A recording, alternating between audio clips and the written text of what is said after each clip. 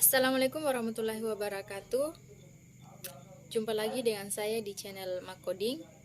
Pada video kali ini kita akan membahas mengenai materi keselamatan dan kesehatan kerja atau biasa disingkat dengan K3. Pertama-tama saya perkenalkan kembali, nama saya Rahmawati. Saya mahasiswi dari Universitas Sulawesi Barat, Fakultas Teknik Program Studi Teknik Informatika. Oke. Keselamatan dan kesehatan kerja. Yang pertama kita akan bahas mengenai definisi apa pengertian dari K3.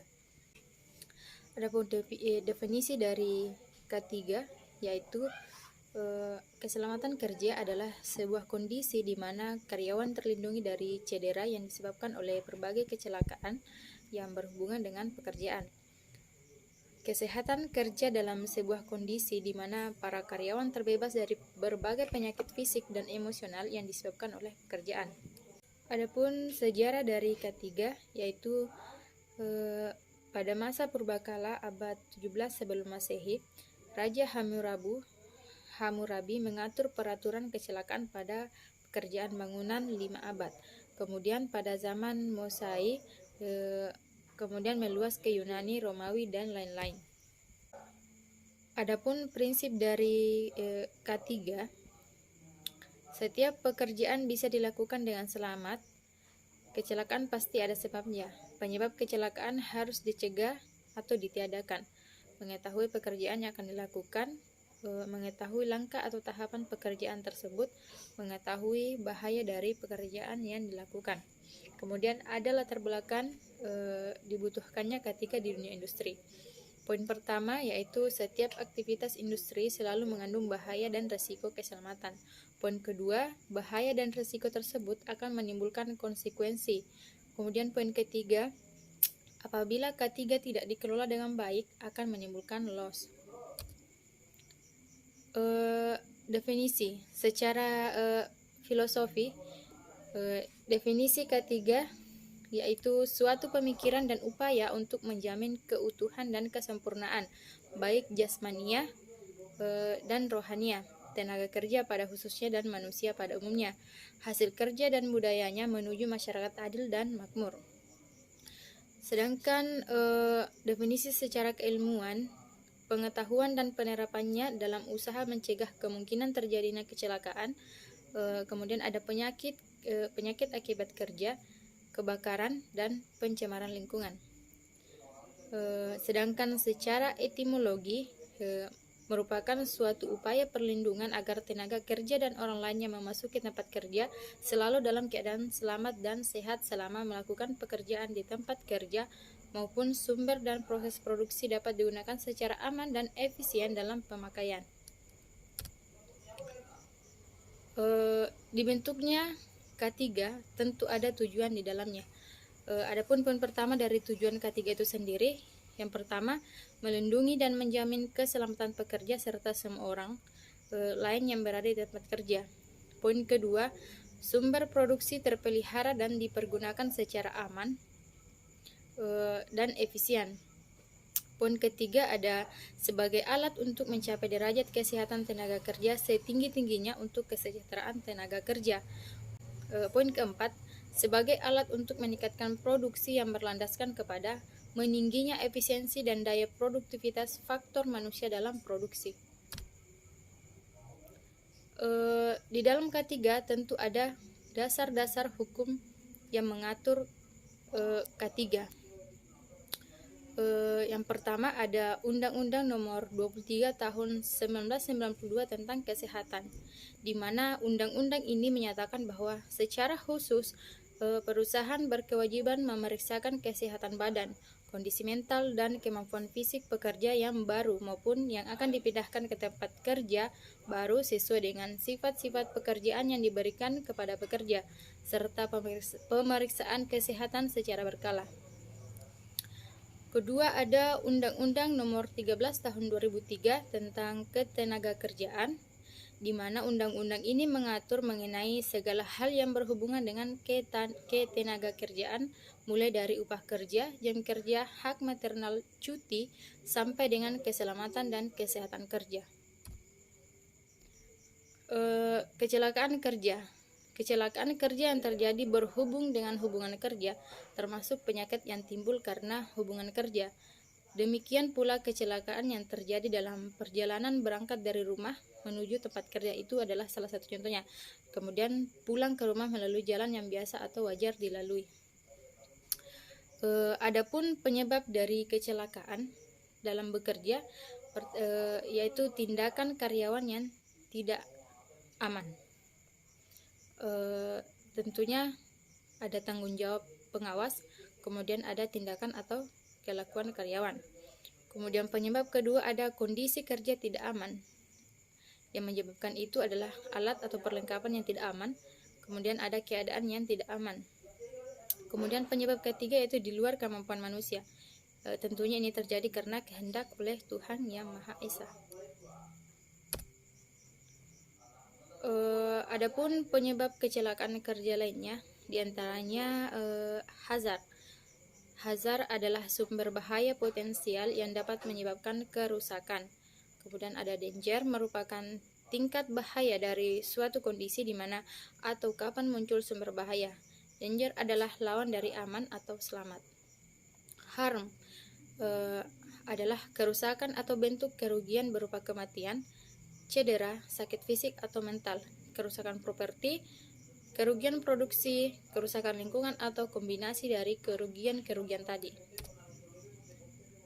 Adapun resiko, di mana resiko dalam K3 ini adalah ukuran kemungkinan terjadinya kerugian yang akan timbul dari sumber bahaya. Aman. Aman adalah suatu kondisi di mana atau kapan munculnya sumber bahaya telah dapat dikendalikan ke tingkat yang memadai dan ini adalah lawan dari bahaya. Kemudian ada teori domino Heinrich yang merumuskan kecelakaan terdiri dari 5 faktor yang saling berhubungan. Poin pertama ada faktor kondisi kerja, kedua ada faktor kelalaian kerja, faktor ketiga ada tindakan tidak aman, faktor keempat adalah kecelakaan, dan faktor yang terakhir atau poin terakhir adalah faktor cedera. Kemudian kita menganalisis kasus kecelakaan, di mana yang pertama ada kecelakaan merupakan gejala disfungsi sistem. Analisis kasus kecelakaan mencari sumber disfungsi elementer. Kecelakaan kecil dan insiden perlu dianalisis apabila mempunyai potensi untuk menimbulkan kecelakaan besar. Kemudian ada setiap kecelakaan mempunyai penyebab banyak. Penyebab dasar dapat menunjukkan disfungsi manajemen. Terakhir, karena itu dalam menganalisis kasus kecelakaan harus dicari penyebabnya sampai tugas dan fungsi manajemen yang kurang berjalan. Di dalam K3K, untuk mengurangi kecelakaan dalam bekerja, tentu kita membutuhkan APD, yaitu atau alat pelindung, di mana APD ini adalah pakaian khusus atau peralatan yang dipakai petugas untuk memproteksi diri dari bahaya fisikal, semisal biologis atau bahan infeksi. Apa tujuan dari menggunakan APD? Tujuan dari penggunaan APD itu meminimalkan akibat kecelakaan kerja atau penyakit akibat kerja. Kemudian meminimalkan gangguan fisik, yaitu mungkin telinga, mata, kulit kepala pusing dan cepat lelah. Kemudian untuk mengamankan tubuh bagian dalam, yaitu ada jantung, paru-paru, hati, ginjal, dan lain-lain. Dalam menggunakan APD memiliki persyaratan. Syarat yang pertama, sesuai dengan jenis bahaya yang dihadapi. Kedua, terbuat dari material yang tahan dari bahaya tersebut. Kemudian ketiga, memiliki konstruksi kuat. 4, tidak mengangkat resiko bagi pemakainya. Kemudian ada yang terakhir, tidak mengganggu APD lain yang bersamaan dipakai yang bersangkutan.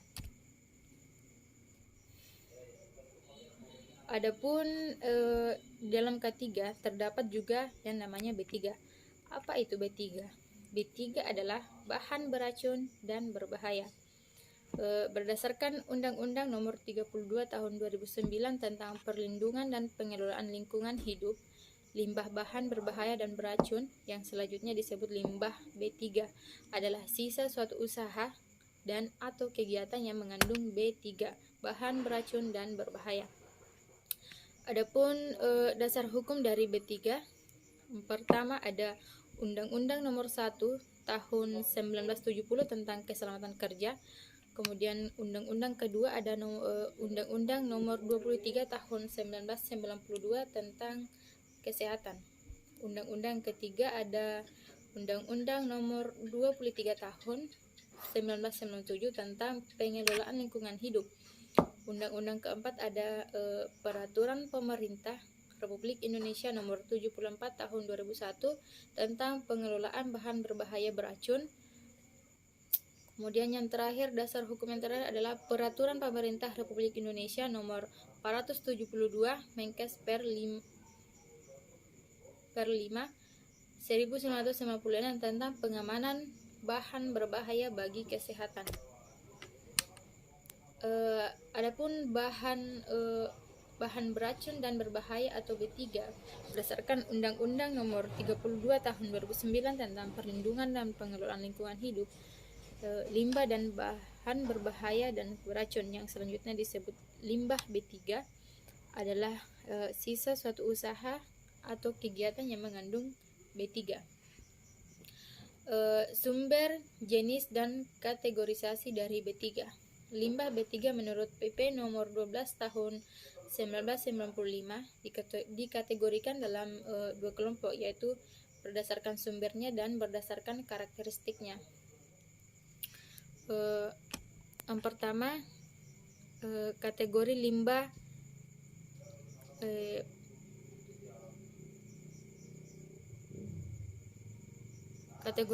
berdasarkan sumbernya, yaitu ada limbah BS dari sumber spesifik. Limbah ini merupakan sisa proses suatu industri atau kegiatan tertentu. Kedua, ada limbah BS dari sumber tidak spesifik.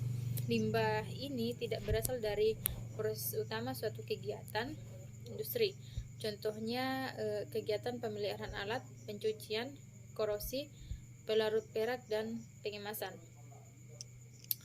Limbah BS dari bahan kimia kadaluarsa, bekas kemasan dan buangan produk yang tidak memenuhi spesifikasi. Adapun pengendalian dari kebakaran.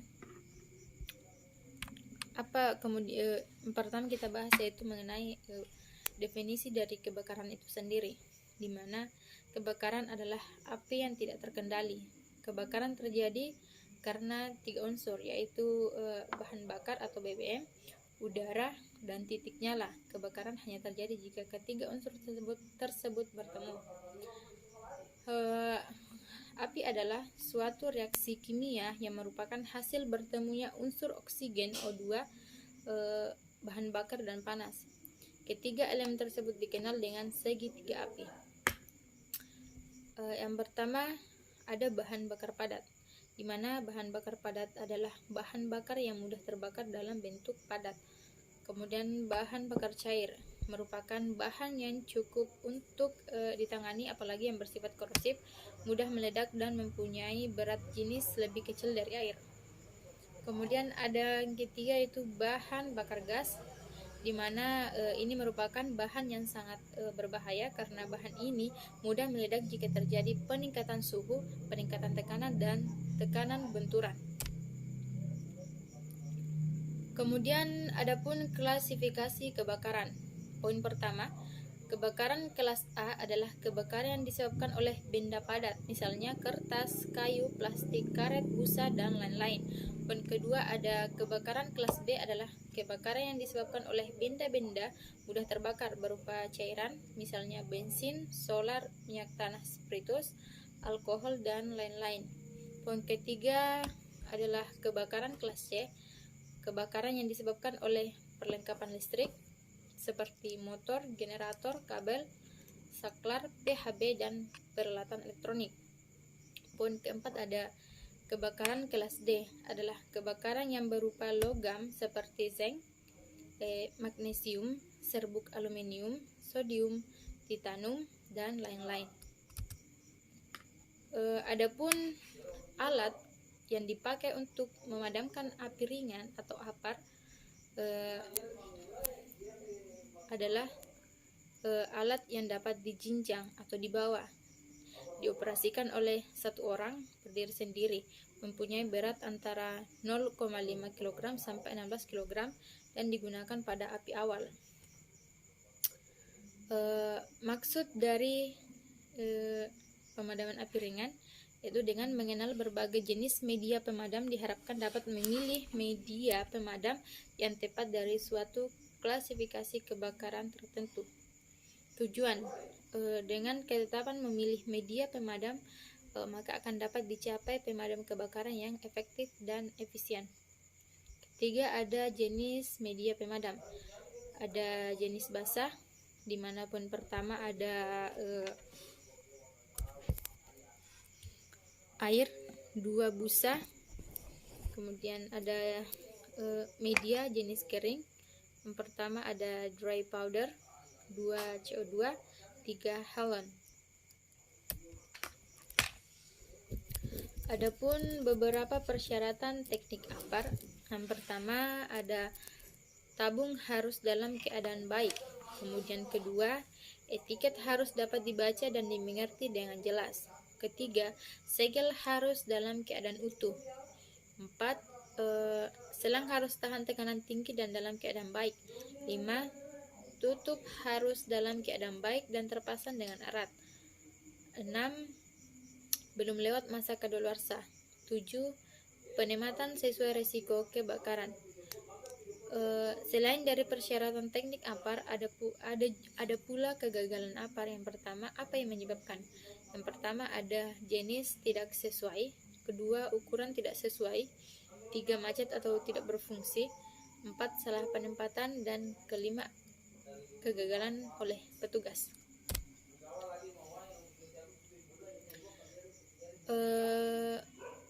Ergonomi kerja.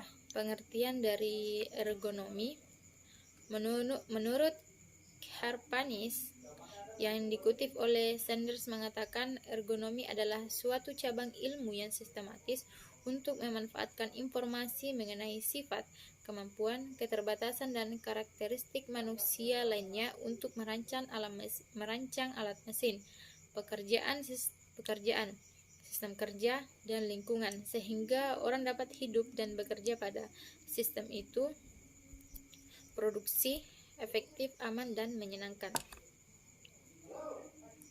Ada pengelompokan bidang kajian ergonomi. Pengelompokan bidang kajian ergonomi menurut Dr. Insinyur Iftikhar Z. Sutalaksana sebagai berikut. Poin pertama ada fal kerja, yaitu bidang kajian ergonomi yang meneliti energi manusia yang dikeluarkan dalam suatu pekerjaan. Ada poin kedua ada antropometri, yaitu bidang kajian ergonomi yang berhubungan dengan pengukuran dimensi tubuh manusia untuk digunakan dalam perancangan peralatan dan fasilitas hingga sesuai dengan pemakainya. Poin ketiga ada biomekanika, yaitu bidang kajian ergonomi yang berhubungan dengan mekanisme tubuh dan melakukan suatu pekerjaan. Poin keempat ada penginderaan, yaitu bidang kajian ergonomi yang erat kaitannya dengan masalah penginderaan manusia. Poin kelima ada psikologi kerja, yaitu bidang kajian ergonomi yang berkaitan dengan efek psikologi dan suatu pekerja terhadap pekerjanya.